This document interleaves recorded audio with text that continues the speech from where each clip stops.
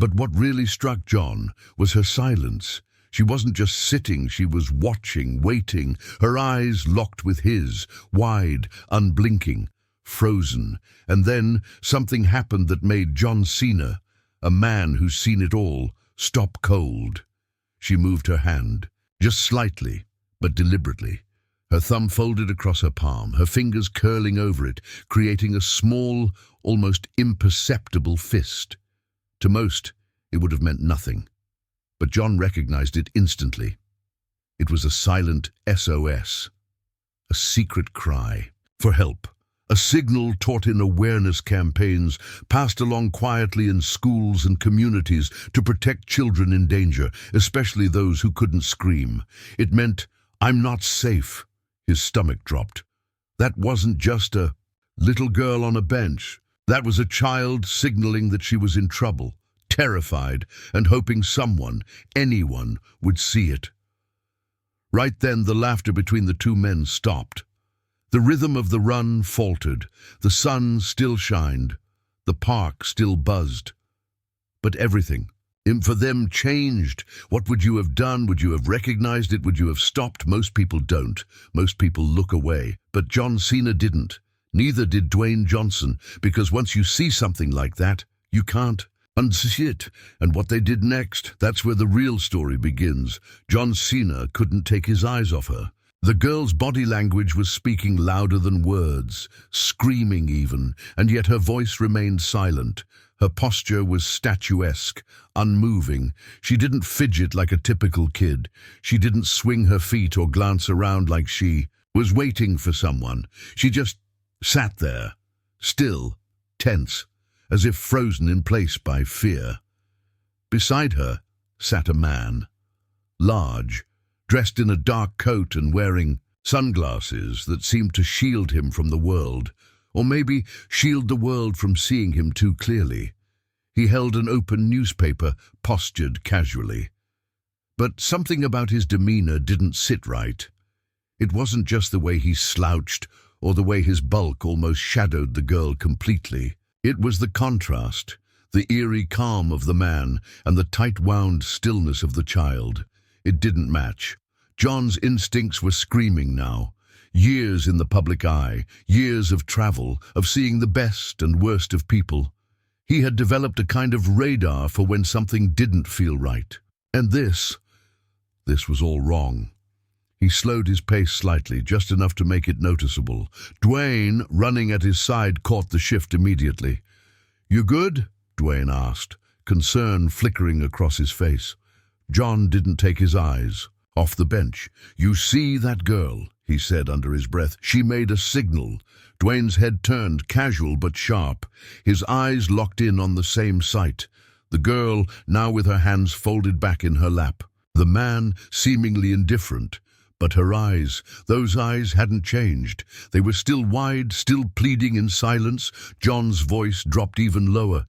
"That hand gesture, that was an SOS, a real one." Dwayne didn't question it. Not. And for a second, his expression hardened, shifting from curiosity to alertness. "You sure?" he said. John nodded. "Absolutely." As they passed the bench, the man folded his newspaper slowly and stood.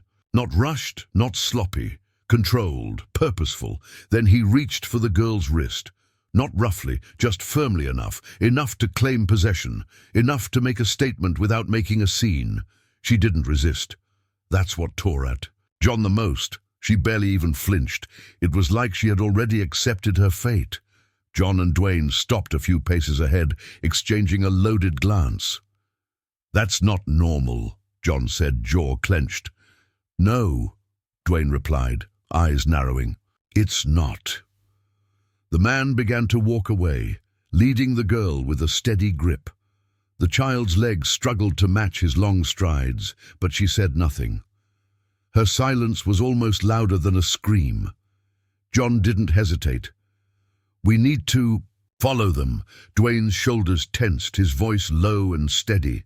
"Let's move." They trailed the man and the girl at a careful distance, weaving through the morning crowd with purpose, but not alarm. They couldn't spook him. Not yet. Girl's gait was robotic. She didn't look around, didn't cry, didn't try to run. It was as if the fear had hollowed her out. The man glanced over his shoulder every few steps, scanning his surroundings, always aware, always calculating. He never let go of the girl's wrist. "He's in a hurry," John muttered.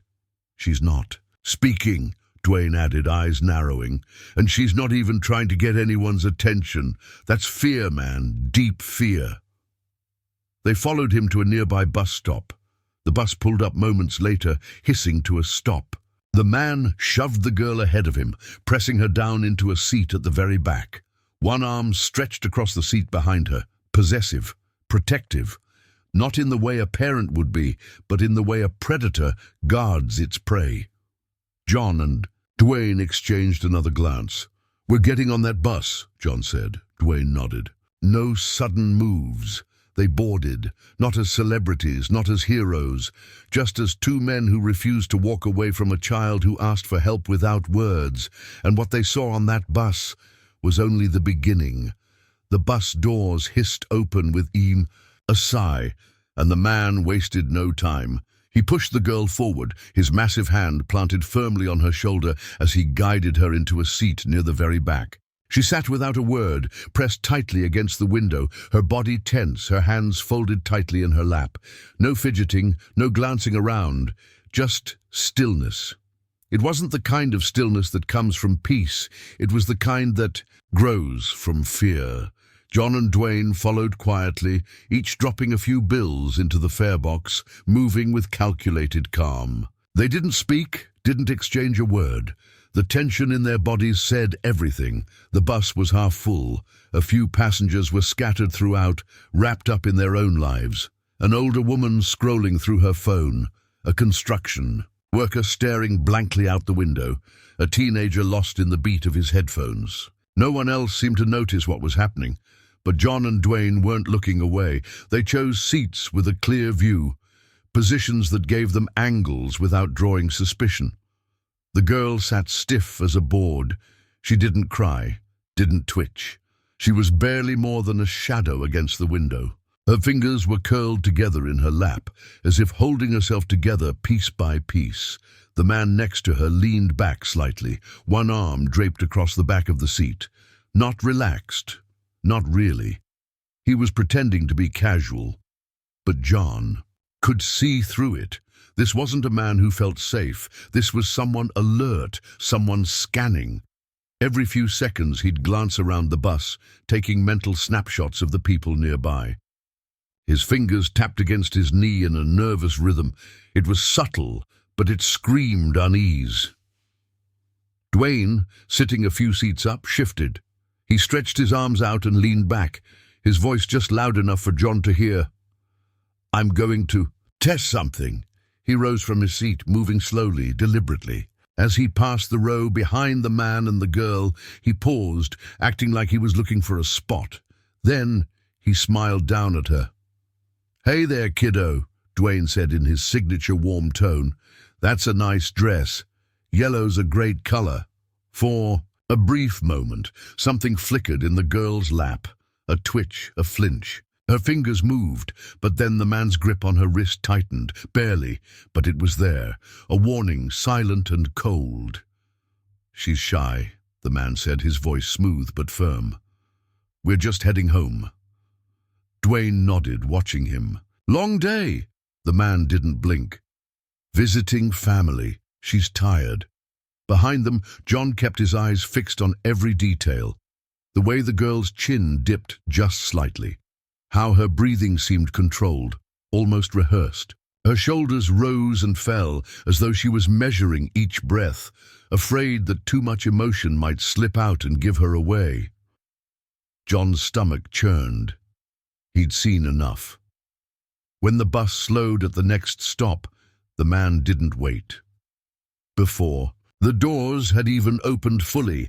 He yanked the girl up by the arm, leading her out in one firm motion. Dwayne turned his head, just enough to meet John's gaze. "They're getting off."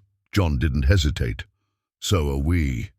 They followed again, the doors hissing closed behind them. The sun was sinking lower now, casting long shadows across the pavement. They had no idea where the man was headed, but John and Dwayne weren't backing down. Not now, not when a little girl had already asked for help the only way she knew how, without saying a word. What was waiting around that next corner? They were about to find out. The city street buzzed faintly behind them as John and Dwayne stepped off the bus. But the noise was starting to fade, just like the daylight. The man didn't look back. He didn't need to. His pace quickened, his grip on the girl tightening slightly with each step. She didn't resist. Her feet shuffled, barely keeping up with his longer strides, like a puppet being pulled forward by strings she couldn't cut. John and Dwayne stayed close but careful, blending into the thinning crowd, moving with purpose but without drawing attention. They couldn't lose him, not now. The man turned sharply into a narrow alley, a calculated move. He was trying to vanish. John's pulse quickened. He's trying to disappear. Dwayne took a breath, already preparing for what might come next. Then we better not lose him. They followed, stepping into the shadows. The alley swallowed them whole, walls closing in, the dim light of the setting sun barely reaching the pavement. It smelled of damp brick and old secrets, the kind of place you wouldn't want to be alone, the kind of place where people got lost. And then, just like that, the man stopped. He turned slowly, facing them for the first time. John and Dwayne came to a halt. It was quiet. Too quiet, the kind of silence that made every heartbeat sound like a drum. The girl stood beside him, her tiny frame trembling, her hands twitching nervously at her sides. Her eyes darted between the men, desperate, afraid, but clinging to the tiniest thread of hope. The man's sunglasses were still on, but his body language had changed. His jaw tightened, his head tilted just enough to say he knew exactly who had been following him. And now he was ready to deal with it. John stepped forward, voice even but firm. "Hey man, just wanted to check. Everything okay here?" The man didn't move at first. Then he scoffed, like it was all a joke. "What's it to you?" His grip on the girl's wrist didn't ease. If anything, it tightened. "We're just trying to get home. You following people for fun?" Dwayne stepped in, folding his arms across his chest. A calm but massive wall of presence. "Didn't seem like she wanted to go with you back there." The man forced a short laugh, trying to sound relaxed, but his eyes gave him away. "She's shy, doesn't talk much, doesn't like strangers." John's gaze dropped to the girl. "That right, sweetheart?" She hesitated. Her lips parted just a little. Her eyes begged for safety, for something to hold on to, but she couldn't speak. Not yet. Not while he was still holding her. The man pulled her arm. "We don't need trouble. We've got places to be." John stepped into his path. "Hold up!" The man's fingers twitched, barely, but enough. The tension was climbing. He was calculating his next move, but John crouched slightly, bringing himself to the girl's level, softening his tone. "Hey," he said gently, "you can tell me the truth. Is he really your uncle?" The silence cracked. Just for a second. The girl blinked, her chin trembling, and then, barely louder than a breath, she whispered, "No." Time froze. John's heart dropped. Dwayne's shoulders stiffened. The man's mask shattered. "Let me go," he barked, trying to yank the girl behind him, but John was already moving. He grabbed the man's arm, firm and fast. "Not happening!" The man thrashed, twisting to break free, but John held tight. Dwayne stepped in, shielding the girl behind his massive frame. Then a voice echoed from deeper in the alley. "Problem, boss?" John's head snapped toward the sound. Two more men stepped out of the shadows, big, cold, ready.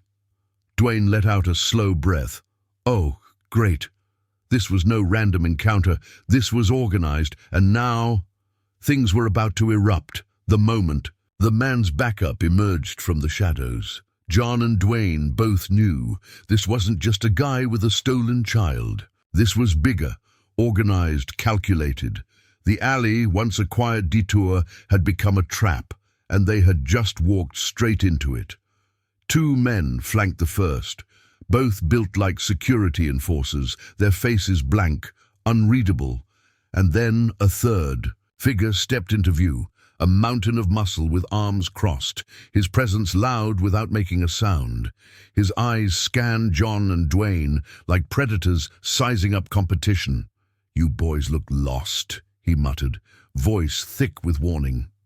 John barely acknowledged him. His focus stayed locked on the man still gripping the girl. The child hadn't moved. She stood paralyzed with fear, her small body tense, her hands trembling. She had made the brave decision to speak the truth, and now she was trapped between two worlds, one of terror and one offering a chance at freedom. "You really want to do this?" John asked, voice low, calm and dangerous. The man smirked, a smirk that masked panic. "I don't think you get it. You should walk away." Dwayne let out a soft, humorless chuckle. "Yeah, that's not gonna happen." The largest of the three new arrivals stepped forward, cracking his knuckles. "Then you're making a mistake." Everything shifted. John saw it in their stances. The positioning of feet, the narrowing of eyes, the tightening fists. These weren't amateurs. These were men trained to fight, to intimidate, maybe worse. The man holding the girl yanked her arm again, trying to retreat deeper into the alley. "You had your chance," he growled. John moved first. He lunged forward and grabbed the man's wrist, wrenching his grip off the girl. She gasped and stumbled backward. Dwayne was already there, scooping her behind him like a shield of steel. And just like that, the alley exploded into chaos. The largest thug charged Dwayne first, a wild punch aimed square at his head, but Dwayne was faster. He sidestepped, caught the man's wrist midair, and twisted hard. A crack echoed as the man let out a pained groan, stumbling backward. Another attacker came for John, faster and leaner, a flash of silver in his hand. A knife. John ducked, instincts on fire, and caught the attacker's wrist before the blade connected. He twisted hard, driving his elbow into the man's ribs. The knife clattered to the pavement as the man collapsed, but it wasn't over. The original man, the one who had taken the girl, saw his window. He reached for her again, fingers outstretched. She recoiled, stepping back into the safety of Dwayne's shadow. Dwayne's voice dropped an octave. "Touch her again, and you won't walk out of here." That's when a gun flashed. One of the attackers pulled a pistol, raising it with twitchy desperation. John didn't think. He dove forward, knocking the man's arm upward just as the gun fired. The shot rang out, sharp and deafening, smashing into the brick wall above. The distraction was enough. Dwayne spun and delivered a brutal right hook to the gunman's jaw, sending him to the ground in a heap. The weapon skidded away across the concrete. Only two were left now. The tide had shifted. The biggest thug recovered and lunged again, aiming to tackle Dwayne. But this time Dwayne didn't dodge. He planted his feet, wrapped his arms around the charging man, and with a roar, lifted him clean off the ground and slammed him into the pavement. The impact was thunderous. John turned to the last standing man, the original one, the kidnapper, the coward. His chest was heaving, his face pale. He knew it was over. John stepped forward, slow, unflinching. "You're done." For a moment it looked like the man might run. Then came the sirens, flashing red and blue washed over the walls like war paint. The shriek of approaching squad cars filled the air, and just like that, the real cavalry had arrived. The blare of sirens cut through the alley like a blade. Red and blue lights spilled across the cracked pavement, painting the shadows in warning. John stepped back slowly, letting the weight of what had just happened settle in his chest. Dwayne lifted his hands in a calm show of cooperation as the police poured in, weapons drawn, eyes scanning the chaos that had just unfolded. John mirrored him. Open hands, no threat. The girl was safe now, tucked tightly beside them, still trembling, her small hand gripping John's sleeve like it was the only solid thing left in her world. Officers rushed in, shouting commands, swiftly, cuffing the groaning men still scattered across the alley floor. They were forced to their knees, hands behind their backs, the fight gone from their eyes. A detective stepped forward, older, sharp-eyed, and clearly someone who had seen too many nights like this one. His eyes moved across the scene, registering the unconscious thugs, the girl, and then finally John and Dwayne. "You two want to tell me what the hell happened here?" he asked, voice flat but not unfriendly. John nodded toward the man who had taken the girl. "That guy grabbed her in the park. She gave the signal for help. We followed them. And then his backup showed up." The detective's gaze darkened as he turned to look at the man, now cuffed and spitting blood. "We've had eyes on this guy for months," he muttered. "You just helped shut down something a lot bigger than one kidnapping." Dwayne looked at John.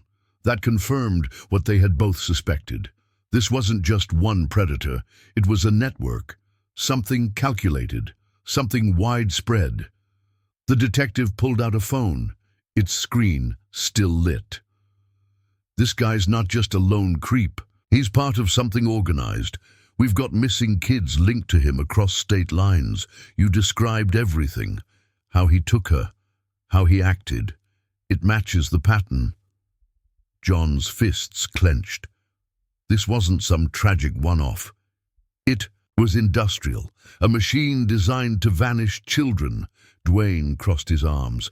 So this whole thing, it was about more than just her. The detective nodded grimly. "And the way they reacted to you tells me they were expecting someone else to show up. You intercepted something, probably just in time." John looked down at the girl again. Her face was streaked with dried tears. She hadn't let go of his sleeve. He crouched beside her, his voice soft and careful. "You're safe now, okay?" The girl broke. Not loudly, not violently. Just tears, flowing down her cheeks as she nodded, her body shaking in silence. Dwayne let out a slow exhale, rubbing the back of his neck. "Took you guys long enough." One of the officers shot him a look. "We got the call after a report from the bus stop. Then someone reported a gunshot. Didn't realize we'd be walking into this." John stood again as the detective approached, signaling for another officer to take the girl gently to a waiting cruiser. "We'll take it from here," the detective said. "She's going to be okay. We'll find her family if we can. And if we can't, we'll make sure she's protected." The girl looked back at John and Dwayne as she walked toward the patrol car, and in that look was everything. Gratitude, fear, relief, but most of all, a flicker of something that hadn't been there before. Trust. John gave her a reassuring nod. She didn't say a word, but she didn't need to. They had found her in silence, and now, in silence, she knew she was free. The flashing lights continued to dance across the alley walls, casting long, ghostly shadows. The scene was calming now. Criminals in cuffs, the girl safe, officers taking statements. But for John and Dwayne, the weight of what had just happened was only beginning to sink in. This wasn't the end of something. It was the beginning of something much bigger. The detective returned, holding a confiscated phone, its screen still lit. "You don't know what you just stepped into," he muttered. "This guy—" He nodded toward the man who'd taken the girl, now slouched in cuffs. "We've been tracking him for months. And not just him. He's part of a network, one of many." John's jaw tightened. The thought that this wasn't just a one-off, wasn't just a single monster in a dark alley, twisted in his chest. "So this isn't over?" The detective gave a slow nod. "No, far from it. And the way they reacted to you, that tells me they were expecting backup. You interrupted something mid-operation. Whatever they were planning, they weren't acting alone." Dwayne glanced at John, his expression grave. "We were never supposed to be there." "Which means someone else was," John added. They stood in silence for a moment, watching as officers secured the last pieces of evidence. One cop took photos of the dropped knife, another bagged the pistol, others recorded statements. The girl sat wrapped in a blanket, her eyes wide, distant, but safe. Dwayne's voice dropped, more to himself than anyone else. Most people wouldn't have noticed that signal. The detective heard him. They don't, or they see it and freeze, or they pretend they didn't. You two, you paid attention, and you acted. John looked over at the girl. She hadn't said much since her quiet, "Thank you," but her presence was powerful, a silent reminder of how close she came to disappearing forever. He stepped toward her, crouching gently, voice low. "Hey, kid, you okay?"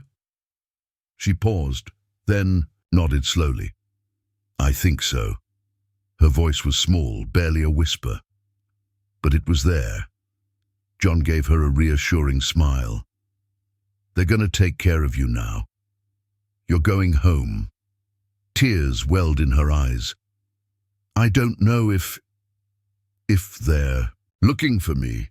John's chest ached at those words. No child should ever have to wonder that. He looked up at the detective, who gave a tired nod.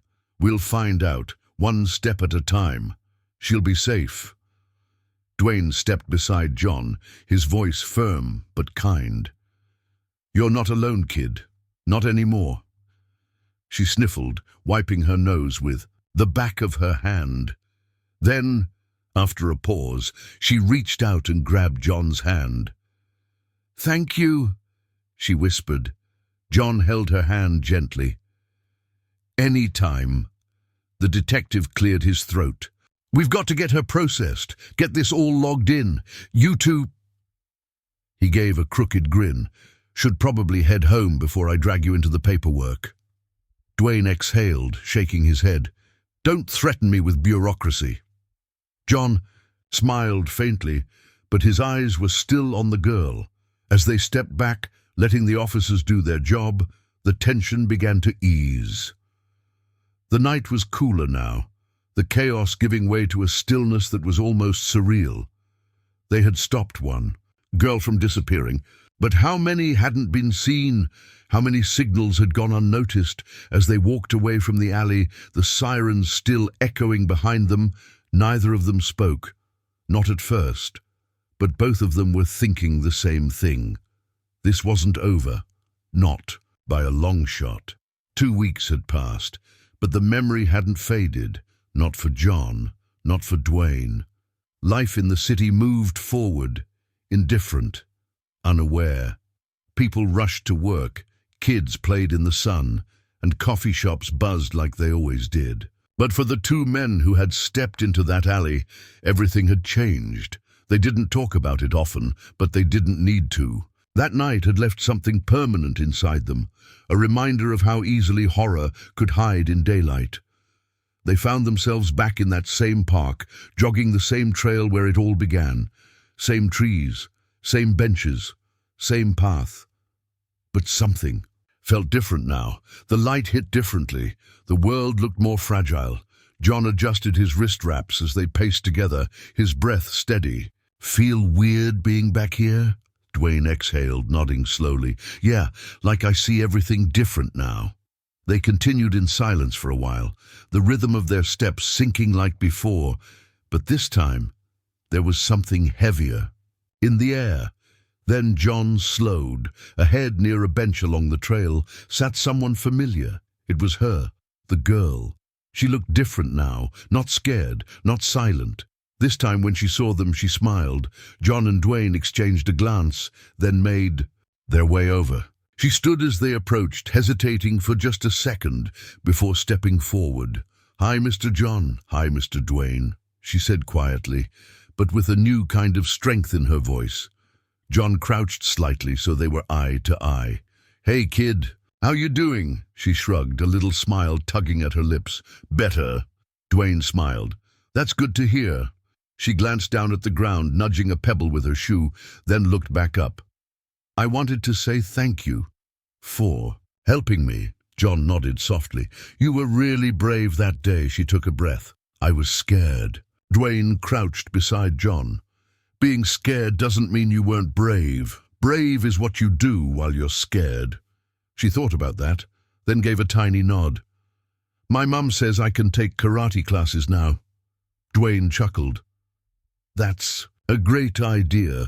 Next time no one's messing with you. She straightened just a bit, proud. John grinned and reached out, gently tapping his knuckles against hers. Take care of yourself, all right? I will. She hesitated for a heartbeat, then suddenly stepped forward and gave John a quick hug. Then Dwayne. It was fast, but full of emotion. When she pulled back, her eyes sparkled with something that had been missing before. Hope. Bye, she said, turning and running back toward a woman waiting nearby. John and Dwayne watched her go, watched her run, not from fear, but toward something safe, something real. Dwayne let out a breath, his smile soft. Well, that's one kid we don't have to worry about anymore. John nodded. Yeah. They turned back to the path and began jogging again. The city was full of noise and shadows, and people who don't always look closely enough. But today, they had proof that sometimes even a silent cry could be answered. Because real heroes, they don't just fight. They listen. They look. They care. And when it matters most, they run toward the danger. Would you have done the same?